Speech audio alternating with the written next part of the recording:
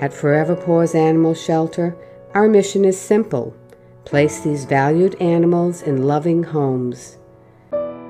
Forever Paws Animal Shelter, giving animals a new leash on life. This is crazy, this is crazy, this is crazy. The other major news story that I saw was this one out of Rolling Stone, and this is, yet another one of those Guitar Center is on its way back kind of puff pieces, sort of. I mean, they do offer some criticisms, but for the most part, the overall impression is, especially with the headline, Guitar Center was once on a precipice, now it's growing faster than ever. It leans heavily toward puff piece, but this kind of dovetails in or shoehorns in with what I was saying a couple of weeks ago about why on earth is Guitar Center opening like 7 new stores in a year that is seeing them all but fail completely. I kind of concluded that the reason for this was, they're trying to move inventory out into the retail space before the holidays mainly. They're trying to empty out their warehouses that are probably, stuffed full of stuff. On the flip side, maybe they're trying to really mount some kind of a comeback here. They've spent $5 million renovating their flagship store. But the thing about the flagship store is that's the one store out of all of them that they probably would end up keeping open, if they were to go under as a national chain. So, it makes sense that if they're going to spend $5 million, it's going to be on their flagship store, the one that's in LA. But yeah, you can read through this article for yourself if you want, but they do bring up the whole thing about guitar sales trying to move toward, minorities and women, because they bring in a DJ and a rapper to celebrate the unveiling of their remodeled flagship store instead of, obviously instead of a guitarist, which is you would expect at Guitar Center, they bring a rapper in, which is just sign of the times. I guess that's where we are now. Thank you for making me feel so old. Somebody sent me this in an email and said that I just had to take a look at it. Look at this.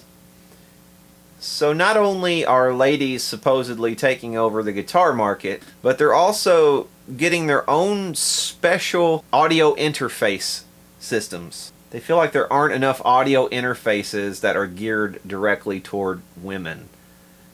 So they've designed this one for females specifically.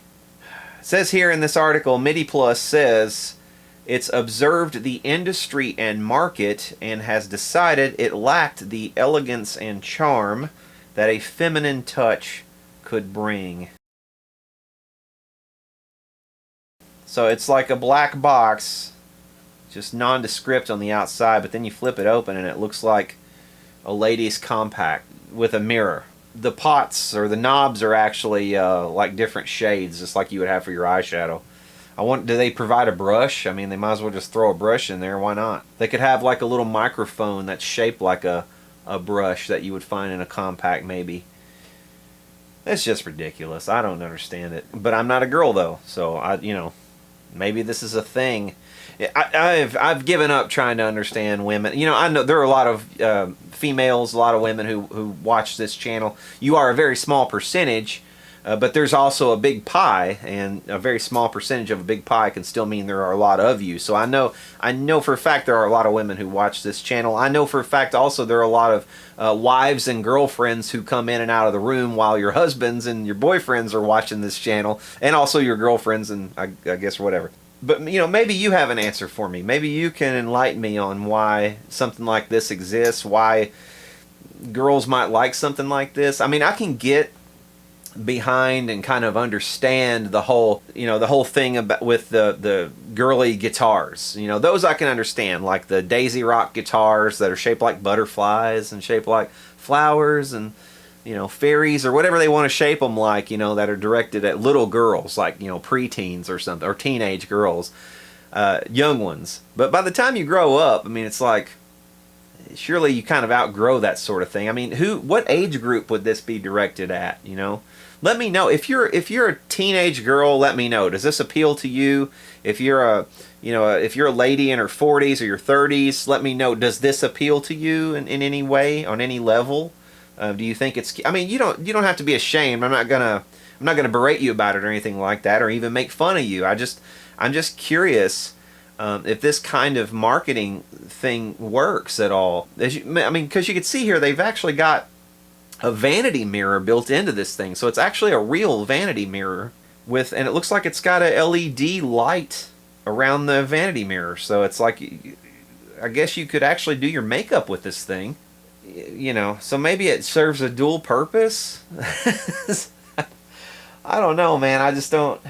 Of course, again, I'm a man, so I'm not supposed to get it, I guess. I don't know. I'm just really utilitarian, I guess. You know, really bare bones. I mean, you could give me a audio interface that looked like a potato and it wouldn't matter to me. I don't give a damn what the audio interface looks like. As long as it's easy to use, you know, I really don't care. But yeah, let me know in the comments, especially you ladies. I want to hear from just specifically you on this compact idea. It's funny too, because all of these videos that I make, you know, about kind of criticizing these marketing efforts that are geared directly toward women, you know, to try to get them into music gear and into guitar gear and all this kind of stuff. I get so many messages and emails from my female audience telling me, you know, hey, you know, I do agree with you, you know, on this. You know, even though I'm a girl, you know, I see where you're coming from, and yeah, it's kind of ridiculous. Or, you know, some of you might have different opinions too, and you might say, well, I disagree with you on the woman thing, but you know, we can get along on everything else, so I still watch your channel, you know. So there's a lot of different responses, I guess, to my stances on these sorts of things. But I'm just interested on, you know, if you haven't chimed in on this whole marketing scheme and ploy to kind of direct this stuff toward women, please let me know down in the comments what you feel about this sort of thing, because I feel like I'm not getting the full story or something, because just the very fact that this stuff exists tells me that somebody's buying it. You know, it can't just be all going directly to the landfill. So, you know, tell me who's buying this stuff, and what is your motivation behind doing it if you have bought something like this. There was one other piece of news that I saw. It's not really guitar related. Well, I guess in a way it is. Did you see this? Here's this Forbes article talking about it, where Miley Cyrus is being sued for $300 million. $300 million for having a similar lyric in one of her songs to a reggae artist. Now, this reggae artist released a song in 1988 where he has the couplet, "We run things, things no run we." So I guess it's reggae, so it doesn't have to be grammatically correct. But apparently this is similar to a Miley Cyrus chorus in a song which I've never heard, thankfully. Where she says, "We run things, things don't run we." And so she actually, what she did was she corrected the grammatical mistake in hers, so, well, to an extent. And she's being sued for $300 million. That's probably one of the most dubious claims I've ever seen, to say that you stole a couplet. I wouldn't even consider that a couplet. It's more like just a line. And the thing is, you can do things like this if you're being ironic, or if you're you can definitely steal lyrics if you are lampooning the lyrics, if you're doing it in a joking fashion, if you are, you know, that's how Weird Al Yankovic got away with doing all the things that he did, because he was lampooning. So he, you know, there's room for that in the copyright law. So I mean, all she would really have to say is, yeah, I was, you know, not that I was stealing it, but I was borrowing it. But you can do things like that, you know. As long as you're not blatantly plagiarizing something line by line by line by line, you know, this is just basically one little sentence, and this dude wants $300 million for it. I mean, talk about cash grabs. That's ridiculous. But you know, I mean, obviously she did lift the lyric. I don't think there's any doubt about that. You know, who would think up "we run things, things don't run we"?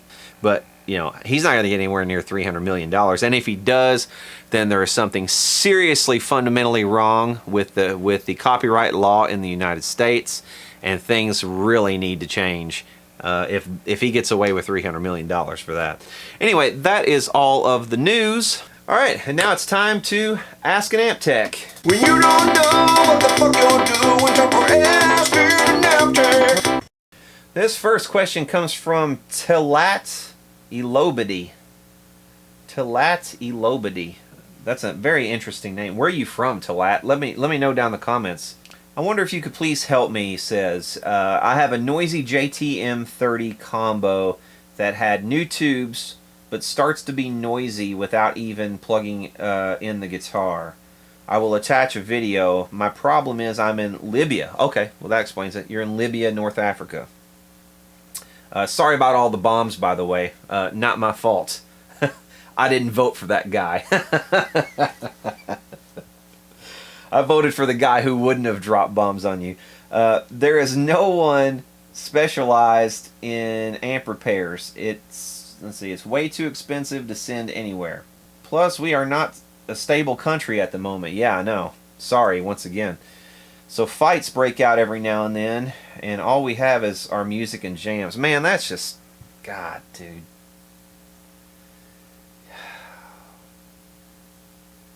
How old are you, Talat? How old are you? Are you young? Are you in your 30s? You know, are you older? You know, I'm genuinely curious what's up with you and how you're doing. Whether you have kids or grandkids, or you know, how's life going in Libya these days? I mean, you kind of touch upon it here, but you know, I'm very curious to see how you're getting along, because you know, it breaks my heart. It really does. You know, I know it's never fun, it's never good to live under a dictator like you've had to do for a long time when you had Gaddafi. I also know at one point Gaddafi was going to try to institute a gold standard for the continent of Africa or something like that. I'm a libertarian, so I get all this stuff about gold and silver and stuff in my emails all the time. And he was going to do something like that, which probably would have been good for your country. So I'm sure he did some good things, but also, I mean, he was a dictator as well. But most of the time, in some countries like yours, dictators also bring stability, you know, for longer periods. So, you know, I'm also curious what you think about that. You know, or were you better off under Gaddafi, or you know, because all we hear over here in the West is just stuff that's filtered through media, and the media is just full of crap. So I'm genuinely curious, Talat, to hear about that. But also, I want to help you with your problem if I can. It says your help is much appreciated. If you could point us in the right direction or give us some advice on what to look for. We have basic skills of soldering and replacing resistors and capacitors. We don't have the knowledge or the experience, though. Whether you can help us or not, thank you and God bless you. God bless you too, Talat. And I hope I just hope the world can live at peace, man. That's all I want. That's all I want. And I think you're on the right track with your music and jams. Keep doing it. You know, take it out in the streets. If there's fights in the streets, you know, maybe you can suppress it with good times and good music. Man, that's probably about all you can do. Just don't get involved. Stay away from it, man. So if you were here, Talat, I would ask you a question. The first thing I would ask is, did the noise begin right after you changed the tubes? Because sometimes even new tubes can be microphonic. And the thing is, if you're in Libya, I don't know where you bought your tubes, but it's quite possible that, you know, whoever you bought your tubes from might have sent you the culls. So they might have actually sent the ones that, you know, they know can't easily be sent back without a big expense. So if you were buying them from Europe, or you're buying them from North America or Russia or wherever you were, or China, or wherever you were getting them from, it's possible. And I'm sure also it was a bumpy ride to get to you. So, you know, it could also be that these just got microphonic on their way to you. So my first question would be, how old are the existing tubes? And what you might do is take a known good tube, or one of the ones that you replaced. You know, I know it's going to be an older tube, but find the best one that you had of that old batch. And I don't know how you would determine that. Maybe try to cycle it in and out of V1 first, and pick the one that's the lowest noise, and then pick the one that's the second lowest noise, and put those in and then, you know, put one of those in V1, and then take the one that was like the lowest noise that you could find that you had tried in V1, and then start substituting it down the line. So put it in V2, put it in V3, you know, on down the line, and see if that makes a difference. If that doesn't make a difference at all, then it might not be a microphonic tube. You might have some sort of issue with, it could be, if it's happening without the guitar even being plugged in, a lot of times that can be, that can also be a dirty socket. So these are the easy things to look for. Look for a dirty tube socket and also bad preamp tube. And the way to look for a dirty tube socket is just simply reach behind the amp and take one tube at a time, put your finger on the top of it, and just with the amp on, you know, just kind of rotate it in the socket and see if you get any static, like if you get a lot of that, then you need to get some contact cleaner. If you don't have contact cleaner, if it's hard to get in Libya, you can substitute alcohol. Try to get the highest content of alcohol that you can get. Some alcohols are very high alcohol content, like this one is 91% alcohol. Some other alcohols are more like, you know, 50% if you get the real cheap stuff, like or if it's, you know, if it's marketed for use for rubbing alcohol on your body, a lot of times that will be really watered down, so it'll be like 50%. So get the highest content that you can possibly get. You want the least amount of water in it. Contact cleaner is the best. I mean, you want to get something, if you can, that's like meant for electronics. So if you have access to stuff like this, get something like that and spray out the tube sockets really well, and then take your tube and, you know, stick it in and pull it out. And if you know soldering, you probably already know this, and I'm retreading old ground, but hopefully this does help you. One of those two things will likely fix your problem. If it doesn't, you're going to have to pop the amp open. You're going to have to start at the input, and you're going to have to just trace where the signal is going. So you start at the input. The signal will go to one half of the V1 tube first. And you'll want to look for noise there. Noise in an amplifier usually will be most pronounced when it is happening in the front end of the amp. So like, you know, the first one or two stages. So you'll want to follow the signal to the grid of the first stage, and then it'll come out of the plate of that first stage and go to the grid of the next stage. So you'll want to check every component between the input and that second stage.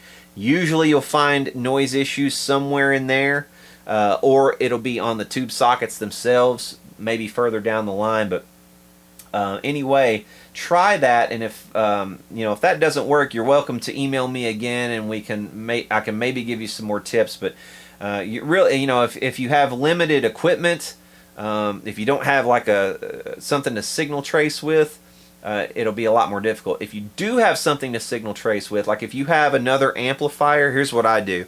So you can take the other end of your cable that's not plugged into your amplifier, and you can either clip it off and strip back the wires so you have your negative and positive, or if you have some gator clips like this, you can clip them onto the negative, which is this bit down here, and also the positive tip like this. And then you take the other ends of this, and of course your negative, which in this case I got backwards, probably you'd want to put the red on the positive, but anyway, the negative you'll want to clip to the chassis of the amplifier. So you'll clip that on the chassis, and you'll clip your other wire onto a capacitor, maybe like a 0.02 capacitor or something like that, 0.01. The value really doesn't matter all that much. The capacitor is really just there to shield any high voltage DC from accidentally getting onto this, which is accidentally going to go into the front end of your other amp and could burn something up in your other test amp. So to prevent that, you'll clip on a capacitor. Then you'll take the end of this capacitor and you'll touch it around in the parts of the circuit that you want to listen to. And what you do is you just go right down the line on the grid of each one of the tubes all the way down. Okay, so you'll touch it on the grid of the V1 tube, the first half of the 12AX7. Then you'll touch it on the grid of the second half of the 12AX7. Then you'll take it and touch it on the first half of the V2 tube grid. and then you can follow that on down. And you can actually, as long as you have a known good capacitor, you can also touch that onto the plates of those tubes as well. You can touch this on the plate, and even though there's high voltage there, the high voltage will not get from this side of the capacitor to the other side of the capacitor. So this capacitor will stop that high voltage from getting over to this point, and will protect your amp. It'll also protect your fingers, because if you have to hold it right here, that'd be it would shock you otherwise. But you can take this, you can touch it to the grid, touch it to the plate. You can move on down to the next tube, touch it to the grid, the plate, and then on the next side, the grid, the plate. And you can just follow it right down until the point where you start noticing the noise. At that point, you know you have found the problem tube or the problem area of the amplifier, and that will give you a clue where to look. So anyway, Talat, I hope that has been helpful to you. God bless you too, man. Stay safe, and please let me know down in the comments. You know, like I said, I'm always curious to hear how things are going on in other parts of the world, and please let me know how things are going there in Libya for you. Okay, this next question comes from Steve Hogan. Steve was actually the winner of that Pussy Melter pedal. Congratulations again, Steve. But anyway, it says, I have a Friedman Dirty Shirley mini head I bought used. Worked great for about 2 months. Started making a loud hum. Sent it to Dave Friedman in California. He did a tube replacement and sent it back. It worked for an hour total and started humming even more. Can you take a look at it for me? Just feel like you might do a better job of scoping it out. Well, I mean, honestly, Dave Friedman is, you know, he's a master at what he does. I don't think, as far as troubleshooting or something like that, I don't think, especially on a Friedman amplifier, I don't think I could do better than Dave Friedman. You sent it to the right person, in other words. But I think, man, what you ought to do is contact him again and say, hey, man, you know, I got this back, but it's still doing the same thing, and it's even worse now. What he might even do is just send you tubes this time, so that he can package them better, maybe. I don't know. It could be that on the way back to you, the tubes got rattled and just screwed up. Now, he does a kind of a weekly or monthly or whatever it is, Tone Talk on another YouTube channel. And I don't know if you've seen those or not, but I did notice on one of those discussions, he was talking about some of the tubes that he's been running across recently have had a lot of problems, and he's had to cull out a lot of them, and he was talking about just some bad batch of preamp tubes, I think, that he had gotten into. So that might be the case too. He put some tubes in there they thought were good, but just end up getting bad on the way back to you. So, man, honestly, I think your best bet is with Dave Friedman.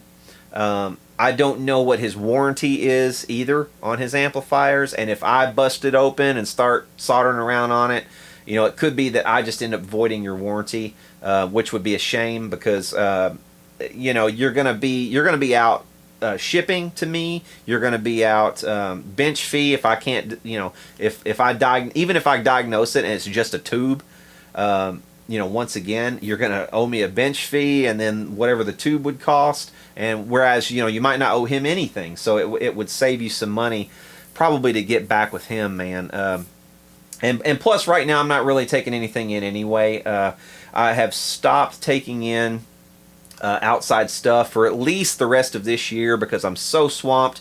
Right now, I really should be working on amplifiers. I've got a whole pile of stuff I have just not been able to get to. I watch my little girl during the day, and then usually at night it's just like I've got a little bit of time to work, but there's so many other little things that I need to do, like little reviews that I've you know, I've promised people I would do. I've been trying to make the little ads for the, you know, the starts of, it's just, there's a lot more to running this channel than just fixing the stuff, and I mean, it's kind of wearing me out, if I'm honest. But yeah, but I'm not taking anything in right now, Steve. I'm sorry about that. I think your best bet really is with stick with Friedman. Okay, so that'll do it for this week's Ask an Amp Tech. When you don't know what the fuck you're doing, jump or ask an amp tech. Alright guys, that will do it for this part of Shitpost Friday. For now, y'all take care.